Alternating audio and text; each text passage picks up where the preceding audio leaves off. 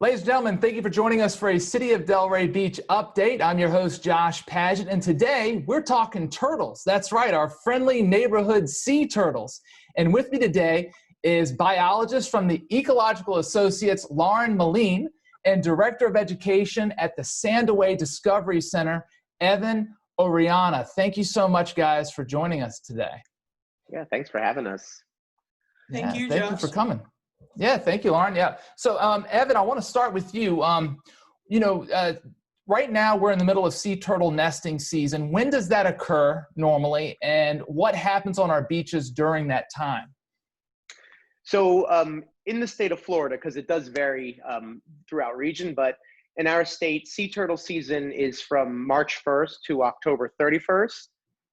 Pretty much we have three of the largest species of sea turtles coming here, crawling up to the beach in the middle of the night to lay their eggs from anywhere from the Keys all the way up to the Carolinas in the US.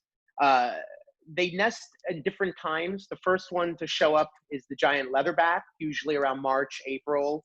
Then the loggerhead, our state sea turtle, which we have pretty much the majority of the North Atlantic loggerheads nesting here. And then lastly, the ones that are coming up around now would be the green turtle, the second largest sea turtle in the world, and called the green turtle because they're mainly herbivorous. But sea turtles, they nest at night. These turtles have gone under a great ocean migration to return to these waters. They usually come up in the middle of the night, dig a big hole, lay usually anywhere from 100 to 120 eggs, cover them back up, and right back out to sea.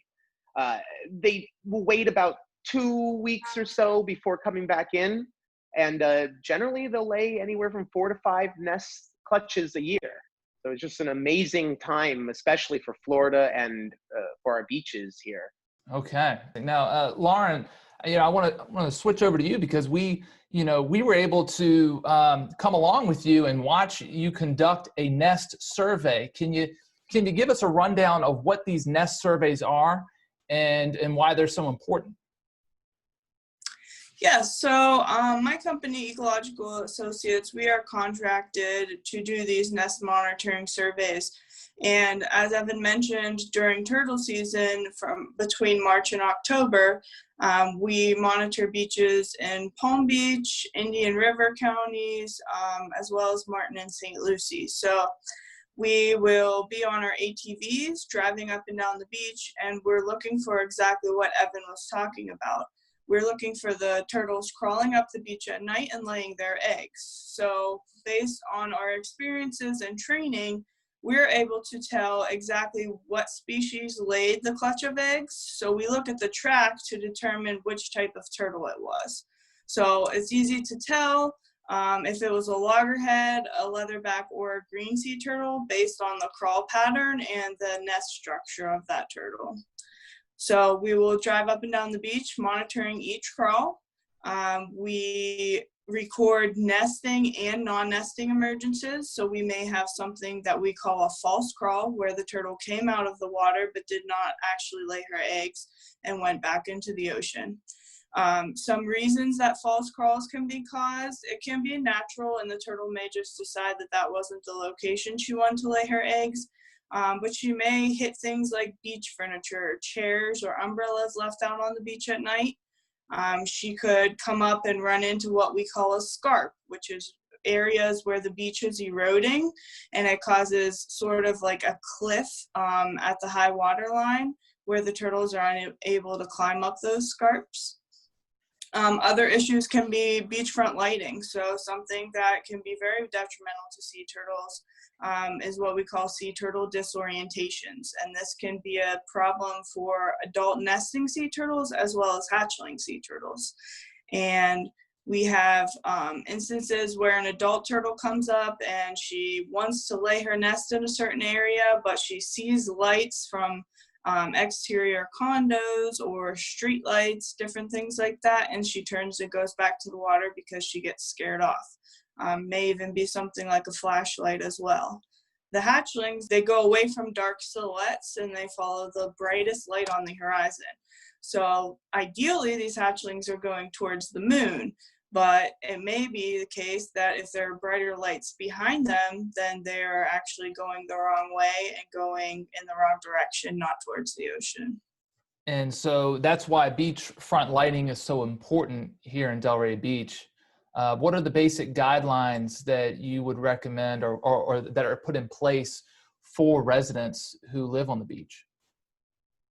Yeah, so with the disorientations, we record every single disorientation and we report them to FWC. Along with that, we also conduct lighting surveys. So if there are lights that are in violation or need changes to be made, we can report those, and then we can talk about different bulbs that may be able to be used, or sometimes we can put shields on lights, or sometimes it's simply just the angle of the light and we just have to adjust that. So if you're living in Palm Beach County, in order to help with sea turtles and prevent disorientations, we always just say keep the beach as dark as possible. So don't go out on the beach at night with any flashlights or cell phones. If you do own beachfront property, please make sure that you're being sea turtle friendly. So if you could close your blinds at night and try to turn off all your exterior lighting. If you're staying somewhere like a condo or a beachfront house, same thing as well. So we say after 9 is turtle time. So at 9 o'clock, you should always try to turn your lights out and just keep everything as dark as possible. Thank you, Lauren. And Evan, what else can we as the community do or need to do in order to help the sea turtles during their nesting season? There's a nice saying, you want to keep it dark, you want to keep it flat, and you want to keep it clean. Dark for at nighttime, the beachfront lighting. Flat because a lot of these turtles, when they hatch, as they're making their way to the water, they encounter obstacles. And natural obstacles are a problem for them, but man-made ones can also be a very big issue. Sand castles, holes dug into the sand. I know we like to dig a lot of little moats and pits when we're at the beach, but it's very important that you destroy those after you are done building when you leave the beach. A lot of times they serve as big pits and traps for baby turtles.